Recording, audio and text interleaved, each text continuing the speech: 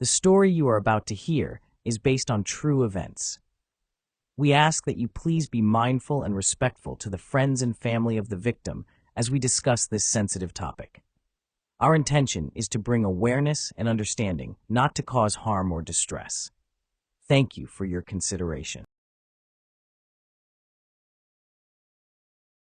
That's okay.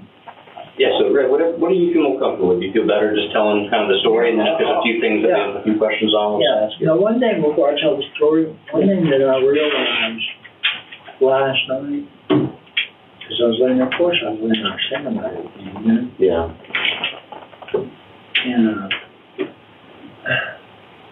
I remember then, when I took you guys to where I buried the girl, which I believe in my heart, we finally did, after a little look around, find exactly where I told you that I buried her. But over all these years, I guess memory got kind of, because of all that time, because when we first went there, I went to the wrong damn spot, and I couldn't figure it out. So, in regards to that, there's a lot of stuff that I remember like yesterday. Okay. Yeah. Well, that's cool. A lot of stuff that I remember just like yesterday. So, I'm going to tell you, it wasn't, we went to Myrtle Beach because we used to go there all the time. I'm sure you guys knew that. We used to go there, go to time out, this gay bar we used to kind of hang out at and have a good time. And drinking, partying, stuff like that. We enjoyed that very much, did that shit almost every weekend for a while. But anyway, and first to go down to the boulevard, hey, here in Myrtle Beach, everybody does that. You just drive the strip. Just people watching and stuff, you know. So that's all we were doing. We were going down the strip and smoking pot. Who the hell is it, you know? You know how it is down there. I want the boulevard, Yeah. And Brittanee was walking on that sidewalk. And the traffic's really slow. You know how it gets, right? It's so congested. And she looked over, and I looked at her, and I was smoking pot. She started laughing. And I don't remember the entire conversation. It's been so damn long, but she said, "That smells pretty good." Like, yeah, it's some good pot. Would you like some? She said, yeah. So we kind of chatted a little bit as I'm driving. Angel's sitting right there, but she didn't say a damn word, you know. I was thinking to myself, she probably don't care if me talking to her, you know. But just a little jealous sometimes. But it's all harmless. We're just having a good time. And anyway, I was surprised. She just hopped right in and said, "Hey, you want to party with us?" I said, "Yeah." So she got in. And I joined back there and passed around. We're all talking. Going down the boulevard. And I don't remember the entire conversation, but I was like, "You want to hang out with us for a while tonight? And then go get some party and maybe get some coke and stuff." And she's like, "Oh, yeah." Then she started telling us about being from New York, and she was dealing with some friends and boyfriend and stuff like that. And of course, along during this journey, because we started heading back towards Georgetown, she wasn't tripping a bit. I wasn't thinking of doing anything wrong. We were just having a good time, smoking some pot and stuff, you know. But her phone occasionally would ring. I never said a word to her about, "You can't answer your phone," or whatever. That was a decision she made, I guess, because I'm just guessing, because maybe she didn't want him to run her little party or something, you know. I don't know. So anyway, we of course drove all the way straight back into Georgetown, and the whole time we're smoking pot and laughing, joking, small talk, and all that kind of stuff. And we got back down to the river, which is where we used to go camping sometimes. I had a tent set up there sometimes for a couple of days. Nobody ever went down there. Didn't have to worry about anything like that. We'd camp out and have fire, smoke some pot, just hang out and stuff like that. But anyway, we went down there and parked and walked up to the tent and sat around talking and stuff like that and smoking pot. And then I said, well, we'd like to get some coke or something like that. We can get that. It was back at the apartment, but I didn't have the damn apartment keys because her son had the truck. And on the truck keys was the keys to the apartment. Okay. So I just volunteered to go get the keys from her son. And then shortly after that, that's when I made a bad decision, being bad. So I did feel ashamed about it. But anyway, Angel left. And while she was gone, I changed the whole subject of what was going on. Anyway, doing all that, and I thought strangling her. And I was in a panic. I didn't know what to do. And I sure as hell didn't want anyone to know about that. Because I didn't know how long before she was going to get back. So I grabbed her up in a blanket and took her stuff. She had a purse, a real nice purse and a wallet. And of course, she had her clothes. I wrapped her all up with all that stuff. Pretty damn healthy then. I picked her right up and walked out, probably about 150 feet away, more towards the landing, out where they had to grow with trees and stuff growing, and put her underneath the tree. And then I was all shook up, because, what had happened, I didn't know what to do. I was trying to figure out what the hell I'm going to tell her when she gets back. I didn't know how to explain that. So I came up with this story that she called her friends, or or she answered her phone and her friends called. I can't remember exactly what I told her, but she hooked up somehow with her friends over the phone, and they came and picked her up. She didn't really question me about it because, she said, all right, and she wasn't tripping. So we hung out a little bit longer for a while. I don't know. I can't remember how long it was or anything like that. And she was fine, but I was, on the inside, I was panicking, I was trying to figure out what I was going to do about it.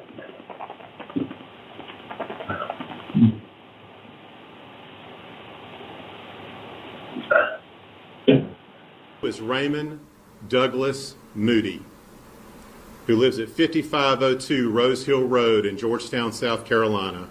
His date of birth is May the 9th of 1960, and he is a white male with an extensive sex offender criminal history. The Georgetown County Sheriff's Office charges against Mr. Raymond Moody are murder, kidnapping, criminal sexual conduct in the first degree. All of these charges occurring within the jurisdictional limits of Georgetown County, all of which occurred on April the 25th of 2009, and all of which detail Brittanee Drexel as the victim. Born on October 7, 1991, in Rochester, New York, Brittanee Drexel came into the world under the care of her teenage parents, John Kayoglu, of Turkish descent, and Dawn. At the time, the two were not married. Shortly after her birth, Dawn married Chad Drexel, who adopted Brittanee as his daughter. Once Chad's military service concluded, the family moved to the Rochester suburb of Chile. Brittanee was born with persistent hyperplastic primary vitreous in her right eye, a condition that required several surgeries and left her blind in that eye. To manage the eye's tendency to wander, she wore contact lenses, which gave her a unique appearance. In April 2009, Brittanee asked her mother for permission to join some friends on a spring break trip to Myrtle Beach, South Carolina. Concerned about the lack of adult supervision and unfamiliar with the other teens, Dawn refused, sensing that something might go wrong. The refusal led to days of tension between Brittanee and her mother. On April 22nd, Brittanee told her mother she wanted to cool off at a friend's house for a couple of days, which Dawn allowed. However, instead of staying local, Brittanee secretly left for South Carolina with her friends. 3 days after arriving at the Bar Harbor Hotel in Myrtle Beach, Brittanee called her mother during the day, mentioning that she was at the beach. Unaware of her daughter's true location, Dawn assumed Brittanee was referring to a beach along the Lake Ontario shoreline. That evening, around 8 p.m., Brittanee Drexel left the beachfront area of the Bar Harbor Hotel, where she had been staying with her friends during their spring break trip. She decided to take a walk along South Ocean Boulevard, heading 1.5 miles south to the Blue Water Resort. Brittanee was planning to visit a longtime friend who was staying at that resort. As she made her way down the busy boulevard, she was seen by security cameras at the Blue Water Resort as she arrived at her destination. Brittanee was easily recognizable, carrying a beige purse and dressed casually in a black and white tank top, flip-flops, and shorts, suitable for the warm evening weather. The same cameras recorded her leaving the resort about 45 minutes later, at approximately 8:45 p.m. Throughout her walk and visit, Brittanee had been texting her boyfriend, John Greco, who remained back in the Rochester area due to work commitments. The couple had been in regular communication, exchanging messages frequently. However, around 9:15 p.m., Brittanee's texts abruptly stopped. Concerned by the sudden silence, John repeatedly tried to reach her, but to no avail. Growing increasingly worried, he began contacting her friends who were with her in Myrtle Beach, hoping they might know her whereabouts or if something had happened to her. When none of Brittanee's friends could provide any information, John, now deeply alarmed, called Brittanee's mother, Dawn Drexel. Unbeknownst to John, Dawn had not been aware that her daughter was even in Myrtle Beach. Brittanee had told her mother that she was staying locally with friends. Shocked and panicked upon learning that Brittanee was hundreds of miles away, Dawn contacted her husband, Chad Drexel, and then reached out to the Rochester Police Department. She hoped that they could coordinate with law enforcement in South Carolina to find her daughter. Despite their desperate attempts, repeated calls and texts to Brittanee's phone went unanswered, leaving her family and friends in a state of growing dread. The morning after Drexel's disappearance, Myrtle Beach police began their search. They reviewed security footage from the Blue Water Resort and tracked down the friends she had visited. The last person reported to have seen Drexel before she left was Peter Brozowitz, a 20-year-old nightclub promoter from the Rochester area who was also vacationing in Myrtle Beach. They had met at a local nightclub the night before. After interviewing Brozowitz and the men staying with him, the police stated that no one had been ruled out as a suspect, and they did not have any persons of interest at that time. When police searched Drexel's hotel room, they found all her packed clothes, but her purse and cell phone were missing. They tracked the cell phone signal moving 50 to 60 miles south of Myrtle Beach, near the Georgetown-Charleston County line along U.S. Route 17, where the signal abruptly stopped early on the morning of April 26. For the next 11 days, authorities searched areas around that location and Myrtle Beach where a body could have been disposed of. In 2011, police conducted a search at an apartment in Georgetown County, but it did not yield any new information or lead to a suspect. Dawn and Brozowitz had several confrontations on the Dr. Phil show, where Brozowitz expressed frustration over the damage to his reputation. Dawn, who had driven to Myrtle Beach the day after her daughter's disappearance, eventually moved there permanently to stay close to where Drexel was last seen and to keep better track of the investigation's progress.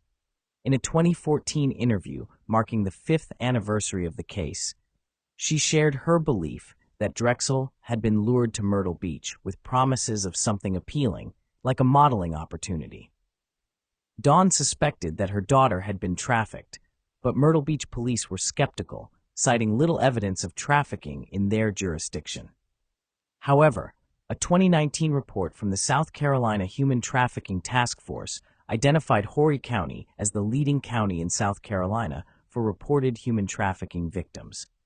In June 2016, the FBI announced their belief that Brittanee Drexel was murdered shortly after her disappearance, having been abducted from Myrtle Beach and killed near Georgetown. New details emerged implicating Timothy Dashawn Taylor, based on testimonies from inmates claiming Drexel was assaulted, held captive, and eventually killed by Taylor. Despite Taylor's denials, a polygraph suggested he was being deceptive. Federal charges were brought against Taylor, leading to his eventual sentencing in 2019. Taylor later filed a lawsuit against the FBI in 2024. Then, in May 2022, Raymond Moody, a 62-year-old registered sex offender, voluntarily turned himself in to the Georgetown County Sheriff's Office on an obstruction of justice charge.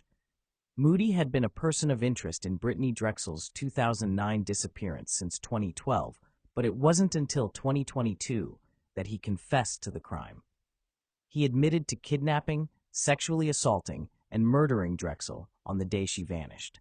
Moody then led authorities to a remote location outside Georgetown, where human remains were found buried in the woods. On May 15th, the remains were positively identified as Brittanee Drexel's through DNA and dental records. Moody was charged with murder, kidnapping, and first-degree criminal sexual misconduct, all linked to Drexel's disappearance and death. On October 19, 2022, Moody pleaded guilty to all charges. He was sentenced to life in prison, along with 2 additional consecutive 30-year terms for the other crimes. This confession and subsequent sentencing brought a tragic closure to a case that had remained unsolved for over a decade, providing some measure of justice for Brittanee Drexel and her family. Today we know the truth, and today, Mr. Moody, you face the consequences for that. Today, my daughter, Brittanee, is here with me, with all of us, not just in spirit. Brittanee is present. I wear her picture and her ashes around my neck today and every day for the rest of my life to celebrate her life, as does her father, John, Brittanee's grandmother, and the rest of our family and friends. And all of them that are here today, you can see, have their remembrance of her. If you enjoyed this video, please consider liking, subscribing, and clicking the notification bell for future content. Thank you, and stay safe.